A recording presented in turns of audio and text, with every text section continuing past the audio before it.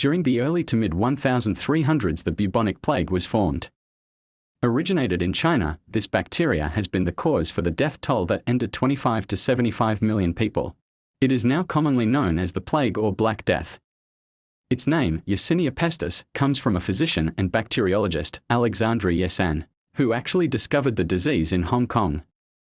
Noting that the dead rats in Hong Kong had the same bacillus as human patients, he came to the conclusion that both rodents and humans can be infected by the bacterium. The most common form of the disease, bubonic plague, has a very noticeable trait, making human skin turn black, essentially killing parts of the body by cutting off blood flow to the body part. The people who are most likely to get the disease were people with worse immune systems, an overall condition making young and old individuals more affected.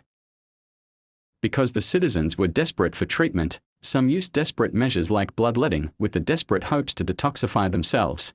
The most popular way of bloodletting was to use leeches to suck blood, making leech collectors an extremely valuable job in the medieval times.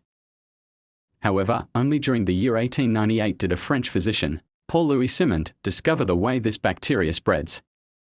Meaning that 1,357 years passed before mankind gained basic knowledge of this bacteria. Now, you may be thinking, it's been almost 15 centuries since the first outbreak. We won't need to worry about it anymore. However, there was actually a case of the bubonic plague during 2024, with a reported case of the bacteria killing an individual in New Mexico. Because scientists now actually understand the basic traits of this disease, we now know that avoiding flea-infested animals would be the most effective way to prevent the disease. However, if you did manage to become an unfortunate victim of the bubonic plague, you will gain symptoms that can resemble the common cold or fever during the incubation period, with certain exceptions being swollen lymph nodes. If the disease is left untreated, your mortality rate would be on a scale of 40 to 70%. Whereas a peasant from the 1300s would not survive the disease at all. Now, in our current century, thanks to modern medicine, diseases like the plague are much easier to handle. Yet the bubonic plague will forever go down in history as the most deadly disease. Thank you.